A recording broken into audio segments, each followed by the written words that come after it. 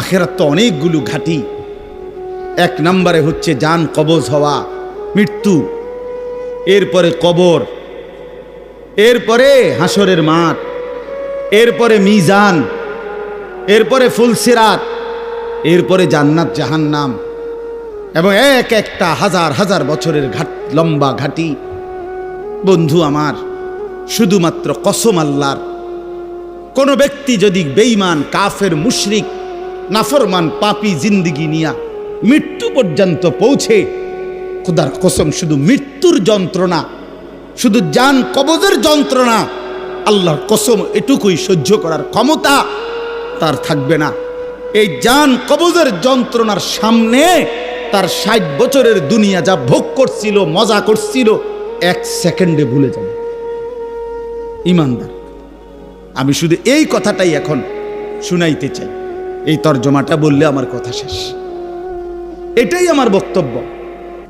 ভাইয়া, কবরে লম্বা সময় থাইকা কি কষ্ট পাইবা? বেনামাজি সন্তান, হারাম উপার্জনকারী বাবারা, বেপর্দা মা বোন, সেটা তো লম্বা বিষয়। হাসরের মাঠ কি পরিমাণ লম্বা, মিজানের পাল্লার সময়টা কি পরিমাণ কঠিন হবে, আমল নামাটা যখন বাম হাতে দেয়া হবে তখন কি পরিমাণ চিৎকার করবে। ফুলসিরাত পার হতে 30,000 বছরের রাস্তা, এই অন্ধকারাচ্ছন্ন রাস্তা কিভাবে পার হবে সে তো পরে লম্বা বিষয়। শুধু জান কবজের সময় মৃত্যুর, যেটাকে বলে রুহু কবজ হওয়া, মৃত্যুবরণ করা, এই কষ্টটাও তো সহ্য হইবে না। এই কষ্টটা তো সহ্য হবে। কোরআনুল কারীমের মধ্যে 4 জায়গায় আল্লাহ তাআলা মোট মৃত্যুর যন্ত্রণার কথা বলছেন। 1 নম্বর, ওয়াজাআত সাকরাতুল মাউতি বিল হক যালিকা মা কুনতা মিনহু তাহিদ। রব্বুল আলামিন বলেন, বান্দা শুনে নাও, সত্য সত্যই মৃত্যুর যন্ত্রণা আসবে। সাকরাতুল মাউত বলে এটাকে। মৃত্যুর যন্ত্রণা মানে এই জান কবজের সময়, রুহু কবজের সময়ের যন্ত্রণা, মৃত্যুর সময়ের যন্ত্রণা। কোরআনুল কারীমের মধ্যে আল্লাহ বলেন, ওয়ালাউ তারা ইযিয যালিমুনা ফি গামারাতিল মাউত। আল্লাহ বলেন, শোনো বান্দা, আল্লাহর নবীকে বলেন, বন্ধু আপনি যদি একটা নজর দেখতেন জালেমের মৃত্যু যন্ত্রণা কতটা ভয়ানক হবে। ইযিয যালিমুনা ফি গামারাতিল মাউত ওয়াল মালাইকাতু বাসিতু আইদিহিম। ফেরেশতারা ওই নাফরমান পাপীকে ডাক দিয়ে বলবে, হাত বাড়িয়ে বলবে ফেরেশতারা, আখরিজু আনফুসাকুম, হে অসৎ আত্মার রূহ, এই নাফরমানের শরীর থেকে বের হও। বের হতে চাইবে না, সারা দেহের মধ্যে নাফরমানের রূহ দৌড়াবে। মালাকুল মউত আজরাইল একটা টান দিয়ে যখন রূহটাকে ছিঁড়ে বের করবে, কলিজা থেকে বের করবে, একটা টানে কণ্ঠনালীর কাছে চলে আসবে। আল্লাহ বলেন, ফালাউলা ইদা বালাগাতিল হুলকুম, কণ্ঠনালীর কাছে যখন রূহটা চলে আসবে, নাফরমান তোর ক্ষমতা থাকলে এবার বাধা দাও না, দাও, বাধা দাও, থামাও তোরে। এ না তোমার বন্ধু, এ না তোমার বাপ, থামাও এরে, এ তো মরে যাচ্ছে, তারে ধরে রাখো, ধরে রাখো। পারা যাবে তো? কথা বলেন না কেন? আল ইয়াউমা তুজজাউনা আযাবাল হুন। আল্লাহর ফেরেশতারা জান কবজের মুহূর্তে, খোদার কসম আল্লাহ বলছে, জান কবজের সময় বলবে, মনে রাখিস না ফরমান, আজকে তোরে কবরে নিয়া চূড়ান্ত তোরে আযাব শাস্তি ভোগ করাবো। তুই বুঝবি পীড়া কারে কর। মাস্তানি, মাতবড়ি, সুদের টাকা, ঘুষের টাকা, বাটপারি, চিটারি, অহংকার, দম্ভ, তুই আয়, আয় না ফরমান, তোরে এখন দেখাবো। আল ইয়াউমা তুজজাউন, আজকে দেখাবো আযাবাল হুন, লাঞ্ছনা কর আযাব। আও, কবরের প্রথম ঘন্টা, কবরের প্রথম ঘন্টাতেই তুমি বুঝবা আখেরাত কত কঠিন। রাসূলুল্লাহ সাল্লাল্লাহু আলাইহি ওয়াসাল্লাম বলেন, কবরে যেই নাফরমান প্রশ্নের জবাব দিতে পারবে না, 3টি প্রশ্নের, তো আল্লাহ তাআলা বলবেন কাযাবা আবদি, ফেরেশতা আমার এই নাফরমান বান্দা মিথ্যা বলেছে। ফাআফরিশুহু মিনান নার ওয়ালবাসুহু মিনান নার, আমার নাফরমান বান্দার কবরে জাহান্নামের বিছানা বিছায় দাও, ওরে জাহান্নামের পোশাক দিয়ে আবৃত করে দাও। ওয়াফতাহু লাহু বাবান ইলান নার, জাহান্নাম বরাবর তার কবর থেকে দরজা খুলে দাও, কবর খুলে দাও। ওফো, আল্লাহর নবী সাল্লাল্লাহু আলাইহি ওয়াসাল্লাম বলেন, তখন কবর তারে, ফেরেশতা যখন তাকে রাইখা যাবে, কবর তারে ডান দিকের মাটি বাম দিকে একটা চাপ দিবে, বাম দিকের মাটি ডান দিকে চাপ দিবে। আল্লাহর কসম, নবী বলছে হাত্তা তাখতালিফা আদলাউহু, ডান পাশের হাড্ডি এবং এই পাজরের হাড্ডিগুলো করকর করে ভাঙ্গা বাম দিকে চলে যাবে, বাম দিকের গুলো ডান দিকে চলে যাবে। ভাইয়া আমার, তুমি তোমার উপরে রহম করো। বাপ আমার, আপনাদেরকে বলি, হারামের টাকা উপার্জন কইরা, সুদের টাকা, কিস্তির টাকা, ঘুষের টাকা, ওজনে কম দেওয়া টাকা, হারাম ব্যবসার টাকা, বাটপারি সিটারির টাকা দিয়া বংশ, ফ্যামিলি, স্ত্রী, সন্তানের জন্য রাইখা যাইয়েন না। ওরা আমনেরে বরবাদ করবে, আপনি নিজেও বরবাদ হইলেন, ওরারও বরবাদ করলেন। শুধু শুধু শুধু শুধু আপনি মূল্য পৃথিবীতে কামাই রোজগারই থাকবে, আর পৃথিবীতে যেত রোজগার থাকবে আপনার ফুতেই কামাই করতে পারবো। আপনি হালাল ভাবে যে দূর পারেন করে দিয়েছে, বাকিটা আপনার ফুতে করবে। না পড়লে মরে যাবে, অসুবিধা কি? না খাইয়া যদি কেউ মরে যায়, তাহলে মৃত্যুবরণ করা তো বেজ্জুতি, ঠিক না? কথা বলেন না কেন? না না, বলেন বলেন। কেউ মরে যাওয়া এটা কি শরমের কথা নাকি? ভাই বলো, ছেলে বলো। আরে ছি ছি ছি ছি, ওটা মরে গেল, কেমন শরমের কথা এটা? এমন এটার কথা হইলো কোনো? তো তো যে মরলে কিছে, মনে করেন না খাইয়া মরেই গেছে, তো মরলে কিছে? মরণ কি শরমের কথা? তো বাপ দাদা 14 গোষ্ঠী মরছে, তো আমি মরলে সুবি? আহা, আল্লাহ তাআলা তখন বলবে, বান্দা কি হলো, মনে কি পড়ে? আল্লাহ বলবেন, বান্দা মনে পড়ে তো যে অবস্থায় দুনিয়া গেছিলা, আজ ঠিক সেই অবস্থায় আমি আল্লাহর সামনে আসলাম। দুনিয়া থেকে যেদিন দুনিয়ায় গেছিলাম মায়ের পেট থেকে, সেদিন একাই গেছিলাম, আজ ঠিক একাই কার কাছে ফিরলা? আমার সামনে। বাল জাআমতুম আল্লান নাজআলা লাকুম মাওঈদা, এরপরে আল্লাহ বলবে, তুমি তো মনে মনে ভাবছিলা, যেই ফুর্তি, যেই তামাশা তুমি করতেছিলে দুনিয়ায়, তুমি মনে করছো এমন একটা দিন আসবে না।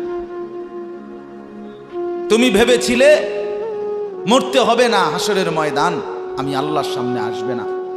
আজ তো দেখলাম, আজ চতুর্দিকে তাকিয়ে দেখো, এটা হাসরের ময়দান। আজ দেখো মানুষগুলো কাঁপতেছে, আজ দেখো মানুষগুলো ভয়ে তটস্থ। তাকিয়ে দেখো, ওয়াউদি আল কিতাব ফাতারাল মুজরিমিনা মুশফিকিনা মিম্মা ফি, আল্লাহ বলেন প্রত্যেককে আমি আল্লাহর সামনে এনে তার আমলনামা তার সামনে রাখা হবে, আর আল্লাহ বলবে পড়ো, দেখো। তো প্রত্যেক নাফরমান পাপী নিজের জিন্দেগির গুনাহ আর নাফরমানি দেখে আল্লাহ বলেন কাঁপতে থাকবে। মুশফিকিন, কাঁপবে। ওয়ায়াকুলুনা ইয়া ওয়াইলাতানা, আর বলবে হায় আমার কপাল মন্দ। মালি হাযাল কিতাব, আল্লাহ এটা কাকে দিয়ে লেখাইলেন? এমন কেমন কিতাব? লা ইউগাদিরু সগীরাতান ওয়ালা কাবীরাতান ইল্লা আহসাহা। হায় আল্লাহ, আমার জীবনের 1 সেকেন্ড, ছোট বড় একটি কর্মকাণ্ড, একটি নিঃশ্বাস এখানে হিসাবের বাহিরে নাই, সব তো এখানে লেখা। আমি পালাবো কিভাবে? আমি বাঁচবো কিভাবে? আমি মুক্তি পাবো কিভাবে? ওয়াজাদু মা আমিলু হাদিরা, আল্লাহ বলে তোমার জিন্দেগির সব তুমি তোমার আমলনামার মধ্যেই উপস্থিত পাইবে। ওয়ালা ইয়াজলিমু রাব্বুকা আহাদা, আল্লাহ বলেন তোমাদের কারো উপরে এক বিন্দু জুলুম হবে না, জুলুম হবে না। এজন্য ছেলেদেরকেও বলি, বাপ খোদার কসম, এই সমবয়সী বন্ধু থাকবে না। তুমি যেদিন কবরে যাইবা এরা কেউ পাশে যাবে না। তুমি যেদিন হাসরের ময়দানে দাঁড়াইবা সেদিন কেউ দাঁড়াবে না তোমার সাথে। তুমি যেদিন আল্লাহ তাআলার মুখোমুখি হতে হবে সেদিন এই বন্ধু কেউ থাকবে। ফাইদা নুফিখা ফিস সূর ফালা আনসাবা বাইনাহুম ইয়াওমাইদিন ওয়ালা ইয়াতাসাআলুন। আল্লাহ বলেন, ইসরাফিল যখন দ্বিতীয়বারে সিংগায় ফু দিবে, আমি আল্লাহ হাসরের মাঠ কায়েম করব, তখন এই হাসরের ময়দানে দাঁড়িয়ে কেউ কাউকে আত্মীয়তার, বংশের, সম্পর্কের কোনো পরিচয় দিবে না। কোনো মা বলবে না এটা আমার সন্তান, কোনো সন্তান বলবে না এটা আমার মা, কোনো ভাই বলবে না এ আমার বোন, বোন ডাকবে না এ আমার ভাই। ওয়ালা ইয়াতাসাআলুন, কেউ কাউকে জিজ্ঞেসও করবে না কেমন আছে। কে কারে জিগাবে? আম্মা জান আয়েশা রাদিয়াল্লাহু তাআলা আনহা বলেন,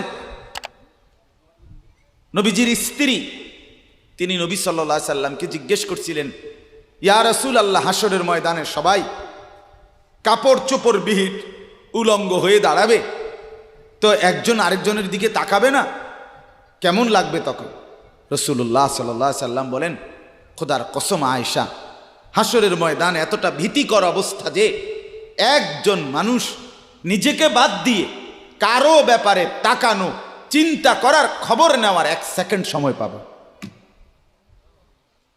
সকলেই উপরের দিকে নিজেকে নিয়েই ব্যস্ত থাকবে।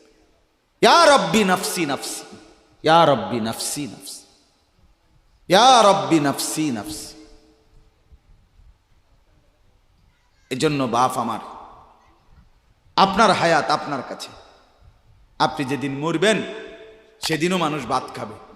এই গ্রামবাসী ধোকা, ধোকা, মহল্লাবাসী ধোকা, এগুলো সব ধোকা, সব ধোকা। বন্ধুরা ধোকা, স্ত্রী ধোকা, এগুলো সব ধোকা। সব ওই রাত্রে খানা খাবে, আপনারে দাফন করে আসে, আরো বেশি খাইব মানুষের ঘরের থেকে যাইতে আইনা ভাত খাওয়ায়।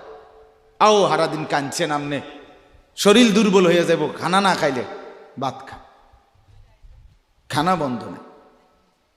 লাশের সামনে, লাশের সামনে মুসলমান আজকে জানাজা, লাশ সামনে, এখানে দাঁড়াইয়া জিগায় খানাটা কোন দিন কইয়া লাইলে ভালো আছিল। কি আহা আহা, মানুষ কার জন্য শিক্ষালেন? এই মানুষগুলো তারা আজকে জিগায় খানাটা কোন দিন করবে।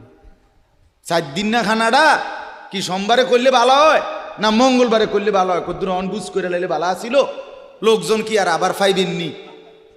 হ্যাঁ, মানুষটিরে আবার কইটো আইবেন, আজকেই কইয়া লাইলে ভালো। ফলে জানাজার লাশের সামনে দাঁড়াইয়া আগে কইয়ালায় সবাই খেয়াল রেখেন সোমবারে খানা। আহ, এর নাম দুনিয়া, এর নাম দুনিয়া, এর নাম দুনিয়া। এই জন্য দুনিয়া বড়ই স্বার্থপর। এটা রাক্ষস, শুধু গিলে খায়, তৃপ্ত হয় না, তৃপ্ত হয়। সেদিন আমি এক কুটিপতির বাড়িতে গেছি, অনেক বড় সম্পদশালীর বাড়িতে গিয়া তার বাসায় বাথরুমে গেছি। দেখি যে বাথরুমের যে দরজা, দরজার যে সিটকারি লাগায়, তো সিটকারিটা আছে, কিন্তু সিটকারিটা যেটার মধ্যে লাগায় ছোট্ট বল্টু একটা, এটার মধ্যে লাগায় যেটার মধ্যে আরে এটা নাই। এবারে লাভ হইল কি, এটা কিদের মধ্যে লাগাও, কথা বুঝছেন না আপনি? লকটার এই ছোট ইয়াটা যেটার মধ্যে লাগায় আর এটা নাই। হ্যাঁ, তা না আমি বের হয়ে বললাম, হা ভাইয়া, এরই নাম দুনিয়া। দুনিয়া এমন একটা না একটা থেকেই যায়, সব চাহিদা, সব প্রয়োজন পূরণ হয় না, পূরণ হয়। আপনার লাশ যেদিন জানাজা হবে সেদিনও আপনার ঘরের হাজারো প্রয়োজন বাকি থেকে যায়। বাকি থেকে পৃথিবী হাসবে ঠিকই, সিএনজিও চলবে, অটোও চলবে, সূর্যও ডুববে, চাঁদও উঠবে, রাতও শেষ হবে, দিনও আসবে, কেউ থামবে না আপনার জন্য। আপনি শুধু চলে যাবেন একা কবর, কেউ থামবে না। এরে বাপ, কেউ থামবে না। ছেলেরা আজকে বন্ধুর পাল্লায় পড়ে নষ্ট হয়ে যাচ্ছে। আহ, সমবয়সী বন্ধু তোমার উলঙ্গ ছবি দেখায়া, নর্তকী দেখায়া শেষ করে দিল, তুমি বুঝলা না। সমান সমান বন্ধু একসাথে তোমার জুয়ার আড্ডায়, মদের আড্ডায়, নারীর আড্ডায়। আহ, আফসোসের ব্যাপার। ভাবতেই শিখে না একজন মানুষ, সুস্থ স্বাভাবিক একজন সতেজ সবল মানুষ, সে কেমনে এত বোকা হয়, নিজেকে ধ্বংস করে। আমি যখন এখন এই মাত্র যে দিদা আসতেছিলাম গাড়ি দিয়া, একটা ছেলে প্রতিবন্ধী, ছোট একদম প্রতিবন্ধী, সে দাঁড়াইয়া রয়েছে মাঝখানে, মানে গাড়ির হর্নও বোঝে না, কিছুই বোঝে না সে। পরে আরেকটা ছেলে ধরে তারে এক পাশ করে দেওয়াতে তারপরে আমার গাড়িটা আসছে এই এখানে। এখন আহা, এই ছেলেটা তো অবুঝ হইতে পারে, এই ছেলেটা তো প্রতিবন্ধী, সে তার ভালো মন্দ বুঝে না। কিন্তু তুমি ছেলে সুস্থ সবল স্বাভাবিক যুবক, তুমি কেমনে নিজের ভালোটা বোঝো না? তুমি কেমনে নিজের ভালোটা বোঝো না বলে? এত মানুষের জানাজা, কবরস্থান নাই এমন কোন এলাকা আছে বলেন? আপনাদের মহল্লায় কবরস্থান নাই? আপনারা কোনোদিন জানাজা পড়েন নাই? আপনারা লাশ দেখেন নাই? তাহলে জলজ্জান্ত মানুষ আজকে কবরে। জনাব হযরত মাওলানা আব্দুল বারী সাহেব, আমার তো পুরা মনে আছে, কত সময় আমার সাথে, কতদিন বয়ান একসাথে দেখছি, বসছি, কথা বলছি। কোথায় হারিয়ে গেল? কোথায় চলে গেলেন? এইভাবে পরিচিত চেনা মানুষগুলো প্রতিদিন হারিয়ে যায়, কবরে চলে যায়। এরপরও কি আমার কলিজার ভিতরে একবারও এই ছেলে, বয় বেটা, আহাম্মক কোথাকার বেটা, জিন্দিগিটাই ছবি, জীবনটাই ছবি, একেবারে যেটা পাও।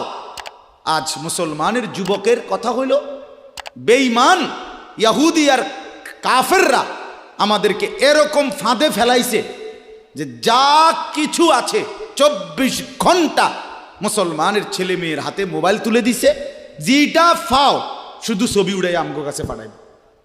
এটা কুত্তা হোক, বিলাই হোক, শুকর হোক, মানুষ হোক, গরু হোক, ছাগল হোক, হুজুর হোক, পাবলিক হোক, বেড়া হোক, বেড়ি হোক, জোয়ান হোক, বুড়া হোক, যেটা পাউডা শুধু ছবি উড়া। জিন্দিগির কাজে একটা। আহ,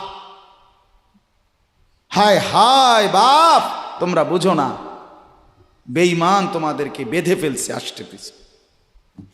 আষ্টে পৃষ্ঠে বেঁধে ফেলছে, গিলে খাচ্ছে, গিলে। একটা সেকেন্ড সিদ্ধান্ত বেঈমানের যে মুসলমানের একটা নড়াচড়া তারা তাদের আড়াল হইতে দিবে না। কারণ এই মোবাইল, এই ইন্টারনেট, এই সব কিছু আমরা যাই ছবি উঠাই করি তাদের হাতে, তাদের কাছে এটার মূল নিয়ন্ত্রণ। তারা দেখে মুসলমানের যুবকদের হালাত কি, চরিত্রের অবস্থা কি, যুবতীদের হালাত কি। যুবতী তার রাত গভীরে অশ্লীল দৃশ্য পুরুষকে দেখায়, যুবক তার রাত গভীরে অশ্লীল কথা, জঘন্য কথা ভিন মেয়ের সাথে বলে। আহা, বেঈমান তখন হাসে, কাফের বেঈমানরা তখন হাসে যে হ্যাঁ দেখছো মুসলমানের অধপতন, মুসলমানের সন্তানের নোংরামি, মুসলমানের সন্তানের অসভ্যতা, এটা তারা হিসাব রাখে। এজন্য ভাইয়া জীবনের কদর করেন।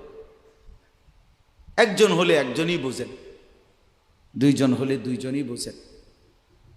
বাবাদেরকেও বলি, আমার ছেলেদেরকেও বলি, সবাইকে বলি, বাপ জিন্দিগির কদর করেন। এই বলতেছিলাম, এটা আমাদের হায়াত, এটা আমাদের জীবনের সবচেয়ে বড় সম্পদ। এই সময়টা, এই হায়াতটা, আমার জীবন, আমার হায়াত, এটাই আমার সময়, এটাই আমার জীবন। যেটা ঘন্টা, মিনিট, সেকেন্ড, এটাই আমার জিন্দিগি। যেটা জিন্দিগি, এটাই ঘন্টা, মিনিট, সেকেন্ড। আমরা মরার আগে মানুষ বা অসুস্থ হইলে, অ্যাক্সিডেন্ট করলে, বুড়া হইলে মানুষে কয় না যে ভাই আমার আর সময় নাই, ঠিক কিনা বলে, আমার সময় শেষ। তার মানে হায়াত শেষ। তাহলে বোঝা গেল যেটা হায়াত এটাই সময়, যেটা সময় এটাই কি বলেন না, হায়াত। হায়াত, হায়াত। কদর করেন, কদর। ও ভাই, ওই লাল গেঞ্জি, তুমি উঠা কথা বলো, তুমি বাহিরে গিয়ে কথা বলো, যাও। কাফেল কোথাকার, হে নগদ বুঝায়, হেরে অনে বুঝাইতে আছে, বুঝতি কি কইছে হুজুর? তুমি শোনো মিয়া, বললাম না তুমি আলাদা শোনো। আমি এ ব্যাপারে কঠোর। 10 মিনিটের জন্য যদি বলি, আমার জিন্দিগির সিদ্ধান্ত, গাফেলকে বলবো না, অমনোযোগীকে বলবো না, এটা আমার জিন্দিগির ফয়সালা ইনশাআল্লাহ। সমবয়সী বরবাদ করে দিচ্ছে ছেলেদেরকে আজকে, এক সময় না ভালো হতে দিচ্ছে না। কোন মা বাপ তার সন্তানকে অসৎ করে গড়ে তোলে নাই। মা তার পেটের থেকে অসৎ সন্তান জন্ম দেয় নাই, পবিত্র সন্তান জন্ম দিছিল। মায়ের বুকের পবিত্র দুধ খাওয়াইছিল, দুধ হালাল পবিত্র। মা পবিত্র এক সন্তান জন্ম দিছে। পরবর্তী এই সমাজ, এই সমবয়সী বন্ধু এই অশ্লীলতার বেহায়াপনার আড্ডা শেষ করে দিছে, শেষ করে দিছে। চল কোথায়, ওইখানে দেখছি 2টা মেয়ে হাঁটতেছে, চল পিছে পিছে হাঁটি। চল কোথায়, ওইখানে চল একটু আড্ডা দিয়ে আসি। শেষ। 3টা বাজে বের হইছে, রাত 10টা বাজে ফিরছে। 7 ঘন্টা সমবয়সী 7-8 জন ছেলে একসাথে ঘুরলা, অথচ তোমার লগের এই 6 জন বন্ধু একবারও বলল না যে আসরের নামাজ পড়তি না, মাগরিব পড়বা না, এশার নামাজ পড়বা না। 7 ঘন্টায় যেই বন্ধুরা একবারও তোমারে 1 ওয়াক্ত নামাজের কথা বলে নাই, বিশ্বাস করো ছেলেরা, এটা বন্ধু না, এটা শয়তান ছাড়া আর কিচ্ছু না। এটা ইবলিস বেটা, এটা শয়তান, এটা তোরে শেষ করে দিবে। তোর আখেরাত তো শেষ করবে, তোর দুনিয়া তোরে অকর্মণ্য অপদার্থ বানাইয়া, একটা আকামলা বানাইয়া ছেড়ে দিবে। শেষ পর্যন্ত এক বদনালগি দিতে আর ক্ষেত্রে বল থাকে না। তার মা যদি বলে 1 জগ ফানি দাও, পাইতাম না। তার বাপেরে যদি বলে যে তার বাপের লেগে বাজারে এ বাড়িকে বইরা কুতুর বাদগুন দিয়ে আইও, পাইতাম না। কি পারতি না কেন? ভাল লাগে না।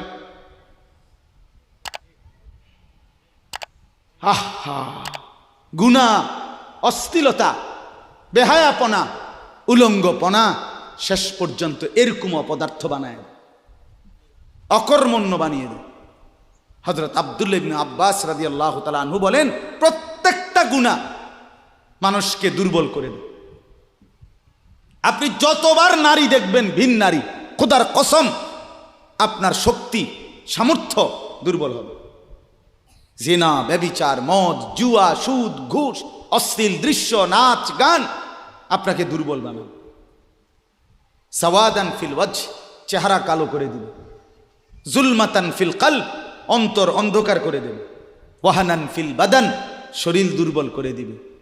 দাইকান ফির রিজক, রিজিক সংকীর্ণ করে দিবে।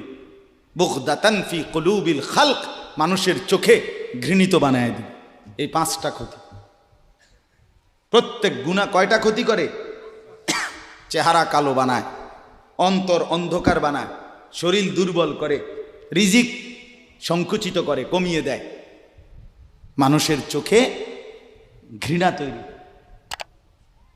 ঘৃণা তৈরি। আপনি 2টা ছেলে একসাথে মনে করেন বিড়ি খায়, সিগারেট খায়, গাঁজা খায়, একসাথে হেরা 24 ঘন্টা চলে, একসাথে মোবাইলে ছবি দেখে, নাচ দেখে, ভিডিও দেখে, অশ্লীল, এরকম দুইজনের আলগা করে একজনের জিগান তোর লগের হেতে কেমন, হেতে কি করবো, উনি জোনায়েদ বাগদাদি। কথা বলেন না কেন? হে বলবো এটা নাকি? সে বলবো যে অসভ্য। তাইলে কি বুঝা গেল? আপন যার লগে চলছিলা তুমি, হেইতেও তো তোমারে অসভ্য কর।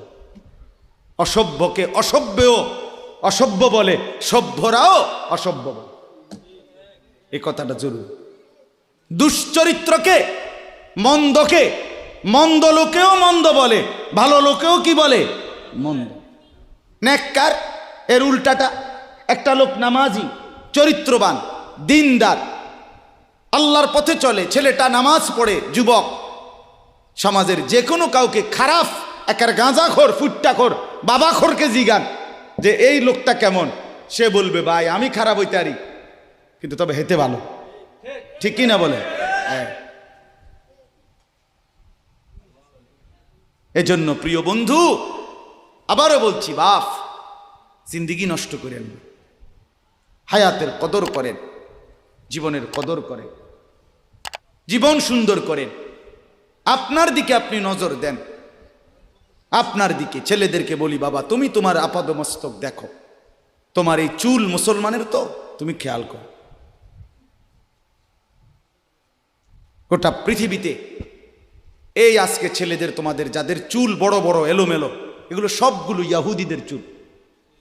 আর এই ইয়াহুদির, এই জালেম ইসরায়েলের এই ইয়াহুদিরা বলছে গাজা, ফিলিস্তিনের মুসলমানের এরিয়াকে 24 ঘন্টার মধ্যে বলছে ছেড়ে দিতে। রক্তে ভাসায় ফেলতেছে মুসলমানের তাজা খুন।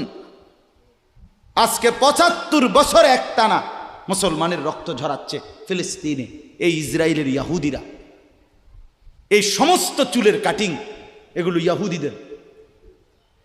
বিশ্বাস, কসম, এটা তাদের ডিজাইন। কেন? তারা দাজ্জালের জন্য পৃথিবীকে সাজাইতেছে।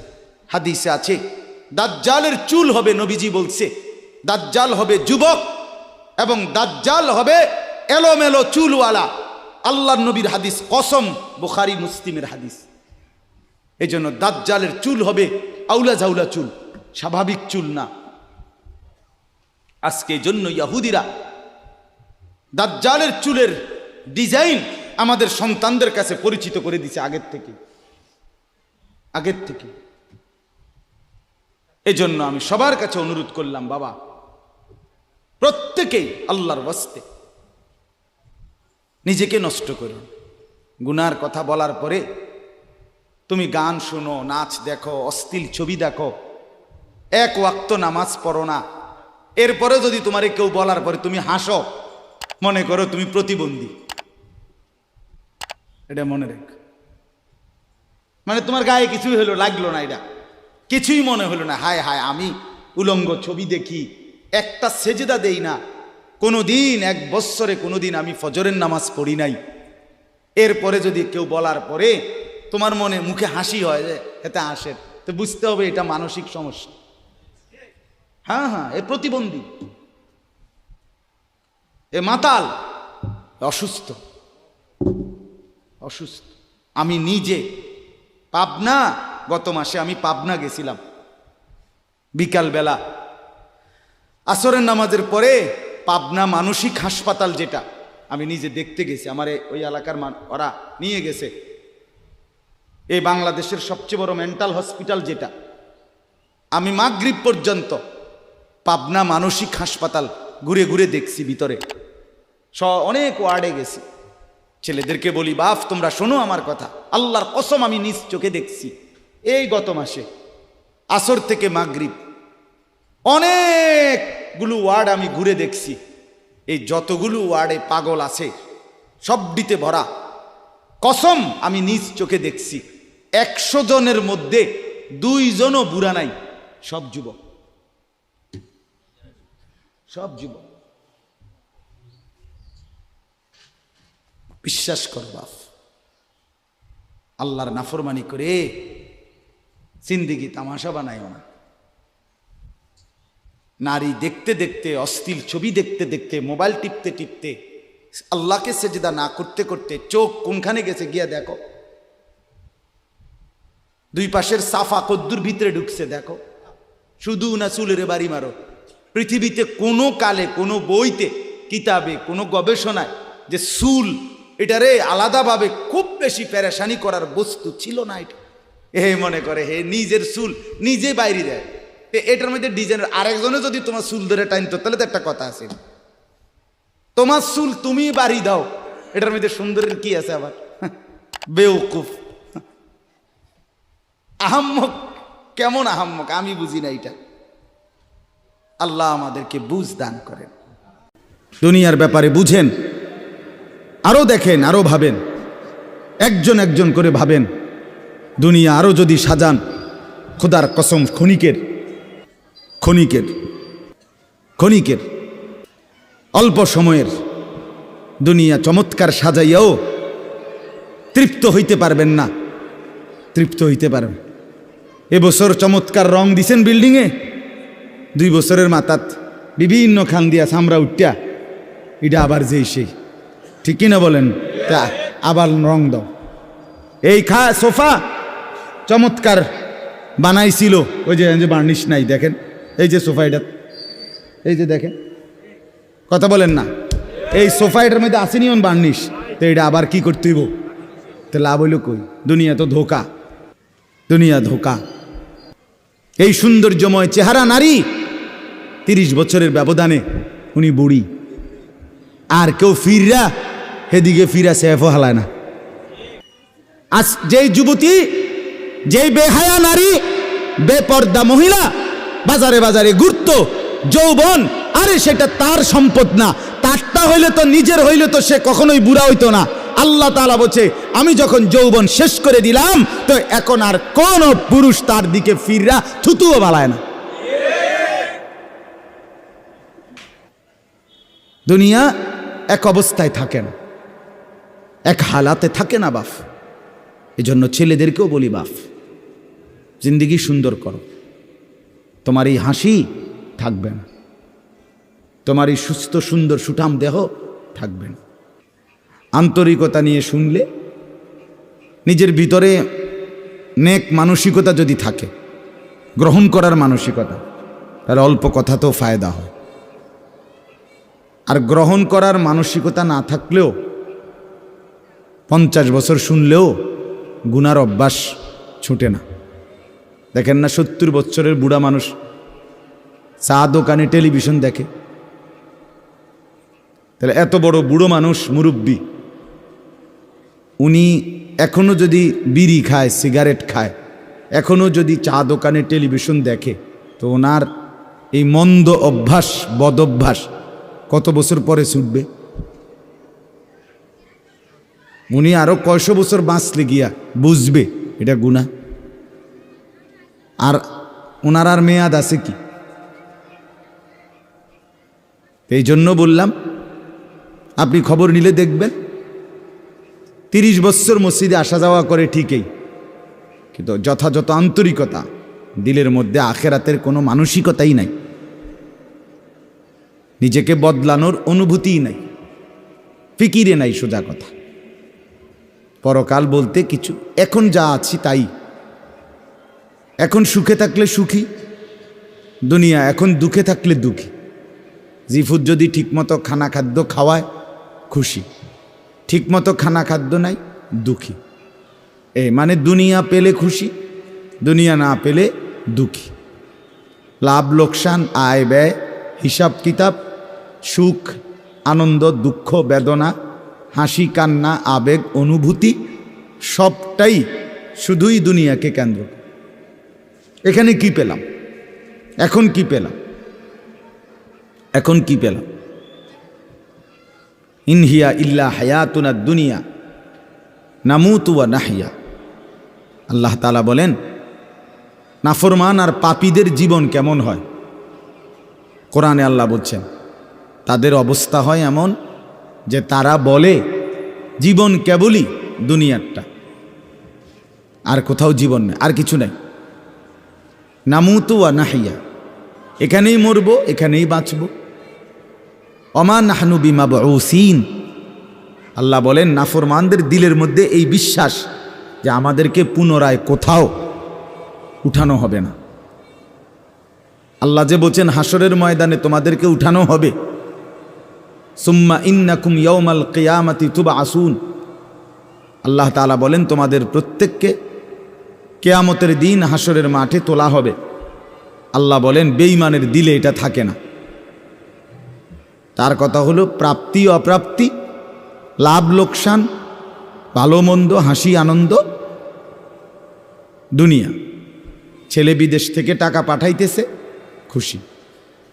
ছেলে বিদেশ থেকে টাকা টুকা ঠিকমতো দেয় না বা কামাই রোজগারি কম, জিজ্ঞাসা করবেন কেমন আছেন, কি এর বালা, আমরা আর বালা কি এর, হ্যাঁ কি সমস্যা কিতা চাচা, এ ফোলাগারে কত ঋণ ফিন কইরা সুদে টাকা নিয়া কিস্তিতে টাকা লইয়া বিদেশ পাঠাইছি, তেয়ন টাকা পয়সা পাঠায় না, আর বালা কি এর। তাহলে উনি দুঃখী কেন, টাকা নাই। আবার টাকা পাঠাইতেছে, মাশাআল্লাহ, পান খাওয়ার স্টাইলই আলাদা, চা খানার ঢংই আলাদা, কথাবার্তার স্টাইলই ভিন্ন। কেমন আছেন, আসি আল্লাহর রহমতে, আপনাকে দোয়ায়, 10 জনের দোয়ায় আল্লাহ ভালোই রাখছে। কেমনে ভালো, এতে আল্লাহর রহমতে টাকা পাঠায়, আমরা তার মা আমি আমরা মিল্লা খাইয়া পইরা ভালো আছি। তাহলে ভালো থাকে দুনিয়া, ভালো থাকলে ভালো নাই, দুনিয়া ভালো না থাকলে তো আখিরাত, কবর, মৃত্যু পরবর্তী জিন্দিগি, সের জন্য কি ব্যাপার, তার জন্য কোনো আলোচনা লাগবে না, এর জন্য কোনো কথা নাই। তাইলে কারো মধ্যে এই আলোচনা নেই, স্বামী স্ত্রী পরস্পরের আলোচনা, এই ঘর সংসার বাজার, খাট ফার্নিচার পালং সোফা, হ্যাঁ আসবাবপত্র গহনা অলংকার, এই নিয়েই পেরেছে, এই নিয়ে জিন্দিগি এর মধ্যেই আবদ্ধ। তো আখিরাত তাহলে কার জন্য, পরকাল কার জন্য? আমরা মুসলমান, আমরাই যদি পরকাল না চিনি, না বুঝি, আমাদের উচ্চারণে, আমাদের অনুভূতিতে, আমাদের আচরণে, আমাদের কথাবার্তা উঠা বসার মধ্যেই যদি পরকালের কোনো নমুনা দেখা না যায়, তো হিন্দু বৌদ্ধদের মধ্যেই দেখা যাবে। কথা উত্তর দেন। কবর হাসর আখেরাতের চিহ্ন ভেসে ওঠার কথা চালচলনে মুসলমানদের মধ্যে না কাফেরদের মধ্যে? মুসলমানদের মধ্যে। কথা তো ছিল এই, আল্লাহর প্রিয় বান্দারা, অসংখ্য আল্লাহর নেক বান্দাদের জীবনে আছে, রাত্রিতে ঘুমাইতেন না। জিজ্ঞেস করতে কেন ঘুমান না, বলছে জাহান্নামের ভয় ঘুমাতে দেয় না, কবরের ভয় ঘুমাইতে দেয় না। হজরত আবু বকর সিদ্দিক রাদিয়াল্লাহু তাআলা আনহুর মতো সাহাবী আফসুস করে বলতেন, হায় আমি যদি একটা গাছের পাতা হতাম, আমাকে যদি একটা চতুষ্পদ জন্তু, গরু কিংবা ছাগল, সেই পাতাটা যদি খেয়ে ফেলত, অর্থাৎ আমি যদি মানুষ না হতাম। অথচ কি পরিমাণ আমলের অধিকারী ছিল। হজরত ওমর রাদিয়াল্লাহু তাআলা আনহুর চেহারা, কপালের দুই পাশ থেকে লম্বা অঝরে কান্নার কারণে দাগ পড়ে গেছিল। হজরত ওমর রাদিয়াল্লাহু তাআলা আনহুর ইন্তেকালের মুহূর্তে হজরত আব্দুল্লাহ ইবনে আব্বাস সাহাবী, তিনি বলছিলেন, আপনাকে আল্লাহ তাআলা অনেক মর্যাদা দিছেন, আপনি 10.5 বছর মুসলমানদের খলিফা ছিলেন, আপনার মাধ্যমে আল্লাহ তাআলা দিক দিগন্ত মুসলমানদের বিজয় দান করছেন। কত রাজ্য, কত এলাকা আপনার এই 10 বছরে বিজয় হয়েছে। আপনার অনেক সম্মান, অনেক মর্যাদা, অনেক গুণ, অনেক বৈশিষ্ট্য। হজরত ওমর রাদিয়াল্লাহু তাআলা আনহু কিতাবের মধ্যে আছে, উনি চোখের পানি ফেলে বললেন আব্দুল্লাহ ইবনে আব্বাসকে, শোনো, আমি আল্লাহ তাআলার কাছে এতটুকু আশা করি শুধু যে আল্লাহ আমার জীবনের যা নেকি আর আমার জীবনের যা গুনাহ, কমপক্ষে আমার নেকিগুলো যেন আমার গুনার মোকাবেলায় বরাবর হয়। অর্থাৎ এতটুকু নেকি যেন কমপক্ষে হয় যে গুনাহগুলোকে মোচন করে দেয়, নেকিগুলো দিয়া গুনাহগুলো যেন মিটে বরাবর হয়, এর দূরে যদি হয় তো আমি আল্লাহর কাছে সন্তুষ্ট নিজেকে মনে করি, আমার এর দূরে সারব। অর্থাৎ নিজের এই বিপুল পরিমাণ নেক আমলকে কিছুই মনে করেন, সামান্য। তা আমাদের পুঁজি কোথায়? আমাদের এই শুক্রবারের শুধু সপ্তাহে একদিনের জুমার নামাজ, এটাই আমাদেরকে জান্নাত এনে দিবে, ঠিক না? হ্যাঁ, মাঝে মধ্যে গরিব দুঃখীকে 2 টাকা 5 টাকা দিলে এতে আমাদের বেহেশত চলে আসবে, ঠিক না? তো বলেন, এজন্য বললাম আমরা প্রত্যেকে আন্তরিকতা নিয়ে ভেতরে যারা মনোযোগ দিয়ে শুনেন, দেখবেন আমার আপনার ভেতরে যদি অনুভূতি তৈরি হয়, ভাবনা তৈরি হয়, ফিকির আসে, লাভ। সবাই একসাথে হবে না, সবাই একসাথে বদলায় না, সবাই একসাথে পরিবর্তন হয় না, কারো কপালে পরিবর্তন হয়ই না, বদনসিব। কারো সময়ের ব্যবধান হয়। আমাদের প্রিয় নবী সাল্লাল্লাহু আলাইহি সাল্লামের কাছে যারা সাহাবী হয়েছেন, কালেমা পড়ছেন, তারা প্রত্যেকেই প্রথম দিনেই তো সবাই কালেমা পড়ছেন, ঠিক না? বুঝেন নাই কথা? যতজন সাহাবী হয়েছে নবীজির, সবাই একদিনেই কালেমা পড়ে ফেলছে নাকি? তাহলে সময়ের আগ পিছ আছে কি না বলেন? কেউ প্রথম দিন কালেমা পড়ছে, কেউ 21 বছর পরে কালেমা পড়ছে, কেউ 22 বছর পরে কালেমা পড়ছে। তো যিনি 23 বছরের মাথায় কালেমা পড়ছে তিনিও কামিয়াব, যিনি প্রথম দিন কালেমা পড়ছে তিনিও কামিয়াব, সৌভাগ্যবান। এজন্য বুঝ আসবে, এর মধ্যে আকপিস হবে। সবাই একই দিনে জোনায়েদ বাগদাদি হবে না, সবাই একদিনে বাইজিদ বুস্তামি হবে না, সবাই একদিনে রাবেয়া বসরি হবে না, সময়ের ব্যবধান হবে, আকপিস হবে। এবং কারো কপালে হেদায়েত জুটবেই না।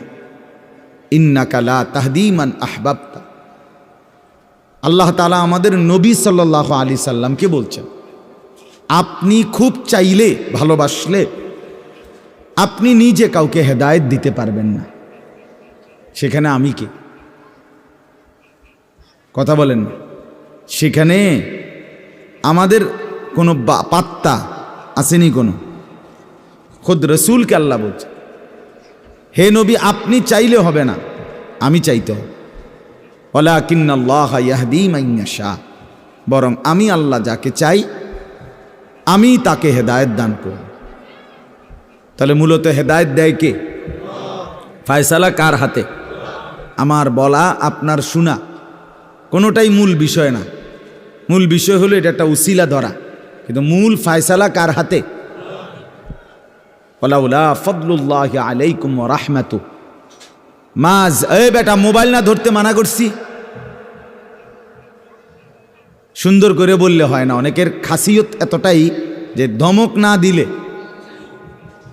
কথা বুঝছেন না, এটা তার একটা তবিয়ত হয়ে গেছে। না আমারে এমনি করলে আমি বুঝতাম না, আমার ধমকাই তুই।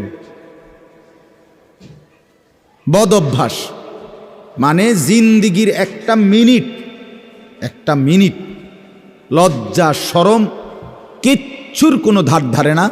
ছেলেরা মোবাইল ছাড়া 1 মিনিট থাকতে রাজি না। এবারে মা দেখুক, নাহলে বাফে দেখুক, নাহলে হুজুর দেখুক, নাহলে একবার আব্দুল কাদের জিলানি দেখুক, আমার এতে কোনো অসুবিধা নেই। আমার দরকার মোবাইল। মোবাইল আছে, আমি আছি, খালাস। আমার জিন্দিগির এবার ইজ্জত থাক বা না থাক, আমার চরিত্র থাকুক বা না থাকুক, আমার আল্লাহ খোদা আখেরাত পরকাল কিচ্ছু না থাকুক, আমার মোবাইল আছে, খালাস, আমার জিন্দিগি সার্থক। এই হলো জিন্দি, মানে জীবনটাই মোবাইল, মোবাইলটাই জীবন। বেঁচে আছে মোবাইল টিপবার জন্য, মোবাইল বানানো হয়েছে তার কাছে পৌঁছবার জন্য। আজ ছেলেদের হালাত মানে বেঁচেই আছে এটার জন্য, বেঁচেই আছে। জিন্দিগিটাই এটার সাথে সম্পৃক্ত, জীবনটাই এটার সাথে।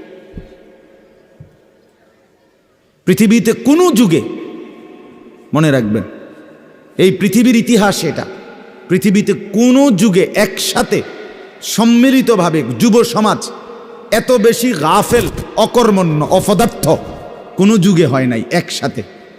এখন যেটা আগে একটা সমাজে, একটা এলাকায় বখাটে দুশ্চরিত্র একজন ছিল, দুইজন ছিল, চিহ্নিত, কথা বোঝেন নাই, চিহ্নিত হয়, তারে মানুষে চিনত, তে সুর, গ্রামে চুক্তি হয়তো একজন, তে একটু খারাপ, তার লগে মিশ্র না। কিন্তু এখন ভদ্রঘরের ছেলে, স্বাভাবিক ঘর থেকে বের হইছে, মুসলমানের ছেলে, দিনের পর দিন, রাতের পর রাত এক ওয়াক্ত নামাজ পড়ে না। এতে মা বাবারও কোনো আফসুস নাই, এলাকাবাসীরও কোনো আফসুস নাই, পাড়া মহল্লার সর্দার মাতব্বর কারো কোনো আফসুস নাই, কারো মুখে এই নিয়ে কোনো আলোচনা নাই যে কি আমগো এলাকার যে ফোলাফাইন্ডি এগুলা যে কোনো নামাজই পড়ে না, আমগোর সামনে দুষ্টামি করে, হাঁটাহাঁটি করে, আমরা কি এটা বলতে পারি না? এই অনুভূতিটুকু পর্যন্ত লোপ পাইছে। আহ, এত দুর্ভাগ্য মুসলমানের ইতিহাসে আর কখনো হয় না। বেনামাজি আগেও ছিল, কথা বোঝেন নাই, বেনামাজি আগেও ছিল, কিন্তু এতটা গাফেল আগে ছিল, মা বাপ এত অসচেতন আগে ছিল, আগে ছিল। আমার মনে আছে আমরা প্রাইমারি স্কুলে হিন্দু স্যার জমের মতো ভয় পাইতাম, হিন্দু মাস্টার, কিন্তু ভীষণ ভয় করতাম, স্যারে দেখলে মাইরা লেবে, এতটা ছিল একটা সময়। কত আজ থেকে 500 বছর আগে, ঠিক না? আমার বয়স ধরেন 500 বছর, আমি আদি যুগের মানুষ, এরম নি তো, আমার বয়স 42 বছর রানিং, শুরু হয়েছে 41 শেষ হয়েছে, তাহলে 30 বছর আগের কথা। আমার পড়ালেখার প্রাইমারি ছোটবেলার জীবন 30 বছর আগের কথা না, 30 বছর আগে। তাহলে এই জন্য বললাম জিন্দিগিটা মোবাইলটার উপরে তুলে দিস, হাসি কান্না আনন্দ বেদনা, হাসলে কাশলে, পেশাব পায়খানা, টয়লেট বাথরুম, হ্যাঁ, হোটেল রেস্তোরাঁ পার্ক, যেখানে যখন যাবে 24 ঘন্টার মেইন কাজ আগে একটা ছবি উঠানো, আগে ছবি উঠানো, এরপরে বাকি কাজ।